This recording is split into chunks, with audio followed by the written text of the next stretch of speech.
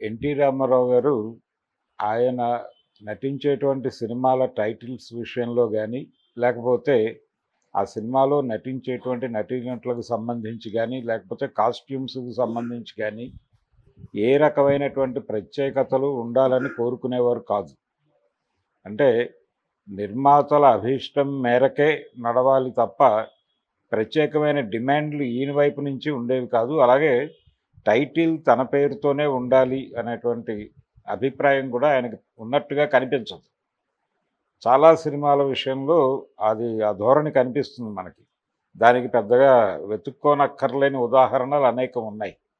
ఆయన 100వ చిత్రం 'గుండమ్మ కథ' టైటిల్ ఆయన పేరుతో ఉండదు. 'గుండమ్మ కథ' అనే టైటిల్‌లో సూర్యకాంతం గారి పేరుతో ఆ టైటిల్ ఉండటం మనకు అర్థమవుతుంది. అది నిజానికి ఆయనకి 100వ సినిమా కానీ, టైటిల్ తన పేరుతో ఉండాలనేటువంటి కోరిక లేకుండానే ఆ సినిమా రిలీజ్ అయ్యి చాలా పెద్ద విజయం సాధించింది. అలాగే ఆయన 200వ సినిమా టైటిల్ కూడా ఆయన పేరుతో ఉండదు.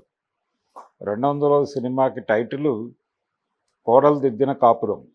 ఆ 'కోడలు దిద్దిన కాపురం' అనే టైటిల్ ఆయన యాక్సెప్ట్ చేస్తారా? చెయ్యరా? అసలు టైటిల్ ఏం పెట్టాలి అనేది చర్చ. అయితే ఆ చిత్ర రచయిత నరసరాజు గారితో మాట్లాడుతూ, నిజానికి ఆ సంసారాన్ని తీర్చిదిద్దింది కోడలే కదండీ! అందుకని 'కోడలు దిద్దిన కాపురం' అనే టైటిల్ పెట్టేద్దాం మనం అని చెప్పి ఆయనే సజెస్ట్ చేసి ఆ టైటిల్ ఖాయం చేశాడు. అయితే ఆయన స్వీయ నిర్మాణంలో వచ్చిన సినిమా అది. అలాగే ఆయన నటించినటువంటి ఇంకొక చిత్రం 'వీరాభిమన్యు'. 'వీరాభిమన్యు'లో ఆయన శ్రీకృష్ణుడిగా నటించారు. ఆయనకంటే చాలా జూనియరు, అప్పటికింకా ఎదుగుతున్నటువంటి దశలో ఉన్నటువంటి శోభన్ బాబు ఆ సినిమాకి అంటే టైటిల్ రోల్ అతను చేశాడు. 'అభిమన్యు' టైటిల్ నా పేరుతోనే ఉండాలి, అతని పేరుతో టైటిల్ ఉంటే నేను యాక్ట్ చేయటం ఏమిటి, ఇలాంటి అభిప్రాయాల జోలికి ఆయన వెళ్ళలేదు రామారావు గారు. పెద్దగా కన్విన్స్ చేయడానికి కష్టపడాల్సిన అవసరం కూడా లేకుండా పోయింది అనేది ఆ సందర్భంలో డూండి గారు చెప్పిన మాట. అలా ఎప్పుడూ కూడా ఆయన టైటిల్ విషయంలో ఒక ప్రత్యేకమైనటువంటి తనకేదో గుర్తింపు ఉండాలి అని కోరుకున్నట్టుగా ఎక్కడ కనబడదు. మహామంత్రి తిమ్మరుసు విషయంలో కూడా అదే కనిపిస్తుంది. అంటే టైటిల్ నా పేరుతో ఉండి రామారావు గారు ఎలా అంగీకరిస్తారు అని ఒక చిన్న సందేహం ఉండింది నాకు. కానీ ఆయన యాక్సెప్ట్ చేశారు. అది నాకు సంతోషకరం అని చెప్పి ఒక ఇంటర్వ్యూలో గుమ్మడి గారు చెప్పారు. దూరదర్శన్కి ఇచ్చినటువంటి ఒక ఇంటర్వ్యూలో చెప్పాడు ఆయన. అలాగే ఆ ఇంటర్వ్యూలోనే ఆయన ఇంకొక విషయం ప్రస్తావిస్తారు. అదేంటంటే వాస్తవంగా ఎస్వి రంగారావు గారు ఉన్నారు అప్పటికి. అంటే 2 కాంబినేషన్లు నడిచేవి. ఇద్దరు నటులు చేయవలసిన పాత్రలు ఏవైనా ఉంటే కొంచెం పోటీతత్వంతో నటించాల్సినటువంటి సందర్భాలు ఉన్నప్పుడు ఎన్టీఆర్, ఎస్వీఆర్ ఒక కాంబినేషను, అక్కినేని నాగేశ్వరరావు, గుమ్మడి ఒక కాంబినేషను అలా వెళ్ళేవారట. అయితే ఇక్కడ ఎన్టీ రామారావు కాంబినేషన్లో గుమ్మడి గారిని తీసుకోవటం అనేది దానికి సంబంధించి చాలా చర్చ జరిగింది అని చెప్పి గుమ్మడి గారు చెప్పారు. ఆయన ఏమంటారంటే, ఈ మహామంత్రి తిమ్మరుసుకి ప్రొడ్యూసర్లు ఇద్దరు, అట్లూరి పుండరీకాక్షయ్య గారు ఒక నిర్మాత, అలాగే నర్రా రామబ్రహ్మం గారు ఒక నిర్మాత. ఈ నర్రా రామబ్రహ్మం గారు తిమ్మరుసు పాత్ర ఎస్వి రంగారావు గారితో చేయించాలని ఆయన ఫిక్స్ అయి ఉన్నాడు. కానీ పుండరీకాక్షయ్య గారికి గుమ్మడైతే బాగుంటుంది అని అభిప్రాయం. ఎందుకు అభిప్రాయపడేవాడైనా దానికి సంబంధించి వాళ్ళ మధ్య జరిగినటువంటి చర్చల్లో పుండరీకాక్షయ్య గారు చెప్పిన లాజిక్ ఏంటంటే, రామబ్రహ్మం గారు ఎస్వి రంగారావు అయితే తన హావభావాలతో కొంచెం నేరుగా ఎన్టీఆర్తో పోటీ పడుతున్నట్టుగా అనిపిస్తుంది. దాంతో ఈయన కూడా ఇంకొక అడుగు ఆ పోటీలోకి వెళ్ళిపోతాడు ఈయన కూడా ఆటోమేటిక్గా. వాళ్ళిద్దరి మధ్య ఒక రకమైన పోటీ వాతావరణంలో సన్నివేశాలు నడవటం అనేది ఇక్కడ పాత్ర ఔచిత్యం రీత్యా కరెక్ట్ కాదు కదా. తిమ్మరుసు కొంచెం సబ్మిసివ్గానే ఉండాలి మన కథ ప్రకారం. కాబట్టి ఎన్టీఆర్, ఎస్వీఆర్ కాంబినేషన్లో సీన్ అనగానే ఆడియన్స్లో ఒక ఎక్స్పెక్టేషన్ కూడా ఉంటుంది. రెండోది వాళ్ళిద్దరూ స్వతహాగానే పోటీలోకి వెళ్ళిపోయే ప్రమాదం కూడా ఉంది. అందుకని రంగారావు గారి కంటే కూడా గుమ్మడి అయితే బెటర్ ఆప్షన్ అని నేను అనుకుంటున్నాను అని పుండరీకాక్షయ్య గారు నర్రా రామబ్రహ్మం గారికి చెప్పారట. అలా నర్రా రామబ్రహ్మం గారు సరే మన ఇద్దరి అభిప్రాయాలు ఇలా ఉన్నాయి కదా, మనం రైటర్ గారిని అడుగుదాం అని పింగళి నాగేంద్రరావు గారిని అడిగారు. పింగళి నాగేంద్రరావు గారు ఇంట్లోనే, అంటే పింగళి నాగేంద్రరావు గారి ఇంట్లోనే గౌతమి పిక్చర్స్ ఆఫీస్ ఉండేది. ఈ నర్రా రామబ్రహ్మం గారి ఆఫీస్ ఉండేది అక్కడే, ఆ ఇంట్లోనే ఉండేది. ఒక పోర్షన్ ఈయన అద్దెకుండేవాడు, అంటే కింద ఈయన అద్దెకుండేవాడు నర్రా రామబ్రహ్మం గారు, పైన నాగేంద్రరావు గారు ఉండేవారు. అలా ఈ గౌతమి నుంచి వచ్చినటువంటి సినిమా ఈ తిమ్మరసుకు సంబంధించి వాళ్ళు వెళ్ళి నాగేంద్రరావు గారిని అడిగారు, అయ్యా ఏమిటి పరిస్థితి, ఎవరైతే బాగుంటుంది అని. అప్పుడు ఆయన చెప్పారట, అదే గుమ్మడే బెటర్ అవుతుంది అని. అలాగే రంగారావు గారు కొంచెం పాత్ర దాటి కూడా వెళ్తాడు ఆయన హావభావాలు అనేది ఒక అభిప్రాయం పింగళి నాగేంద్రరావు గారిలో కూడా ఉంది. ఆయన్ని మాయాబజార్ టైంలో, అంటే కేవీ రెడ్డి లాంటి డైరెక్టర్ ఉంటే కొంత కంట్రోల్ చేయగలడు, కానీ ఏమాత్రం అవకాశం ఇచ్చినా ఆయన చెలరేగిపోతాడు అనే ఒక ఆందోళన ఉండేదట ఆయనకు కూడా, నాగేంద్రరావు గారికి.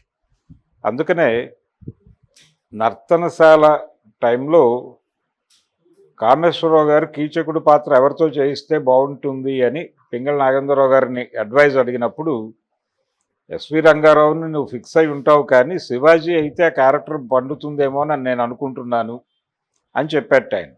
అంటే గ్లామర్ పరంగా కూడా ఎస్విఆర్ కంటే శివాజీ గణేషన్ అయితే బెటర్గా ఉంటుందేమో ఆలోచించు అని చెప్పాడట ఆయన.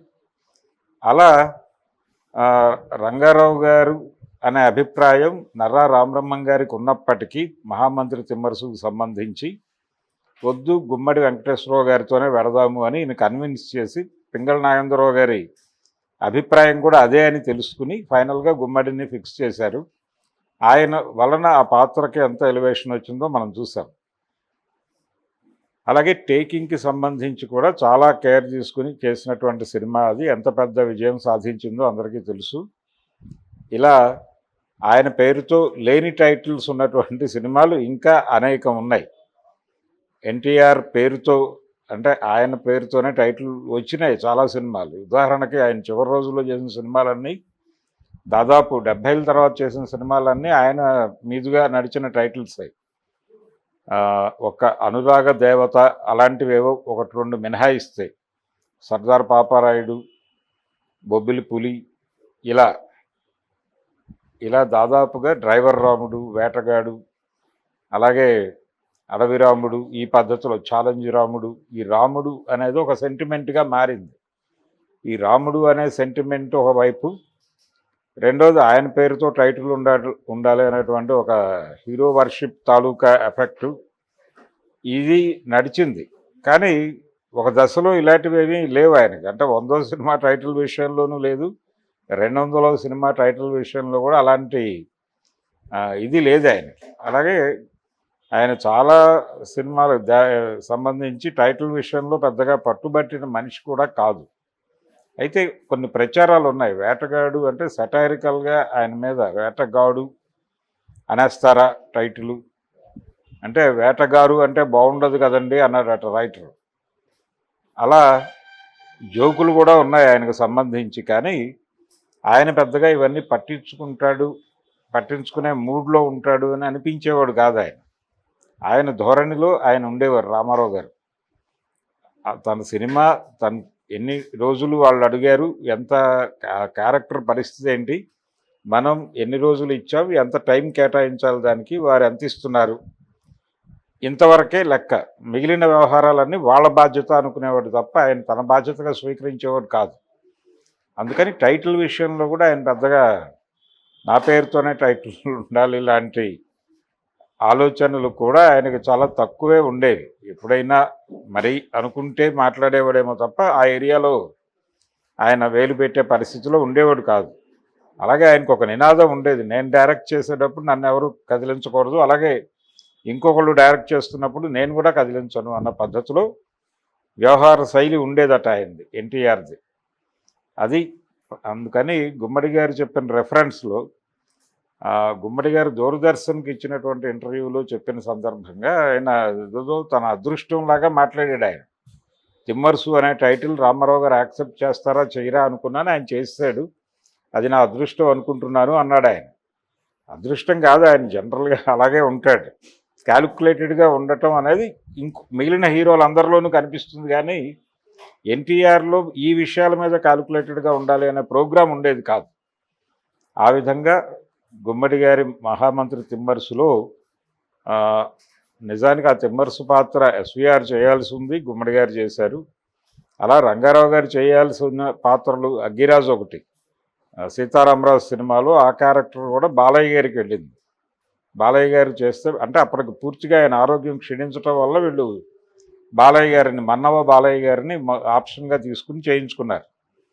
అలా రంగారావు గారు, గుమ్మడి వాళ్ళిద్దరూ ఒక స్థాయి కాదు, ఆయనది ఇంకొంచెం పెద్ద స్థాయి నటుడు ఆయన. కానీ తిమ్మరుసు పాత్ర ఆ సినిమాలో ఉన్నటువంటి పద్ధతి ప్రకారం రంగారావు గారి కంటే కూడా గుమ్మడి బెటర్ అవుతాడనేది వాళ్ళ అభిప్రాయం. ఆ మేరకు గుమ్మడి గారు నటించి మెప్పించి ఆ సినిమా సక్సెస్ని ఎంజాయ్ చేశారు. ఆయన నిజానికి ఆ పాత్ర చేయటం, ఆ పాత్రలో ఆయన ఆడియన్స్ని కన్విన్స్ చేసిన పద్ధతి, ఎలా ఉండి ఉంటాడు తిమ్మరుసు అంటే ఇలాగే ఉండి ఉంటాడని అనుకునే పరిస్థితి తీసుకొచ్చాడు ఆయన.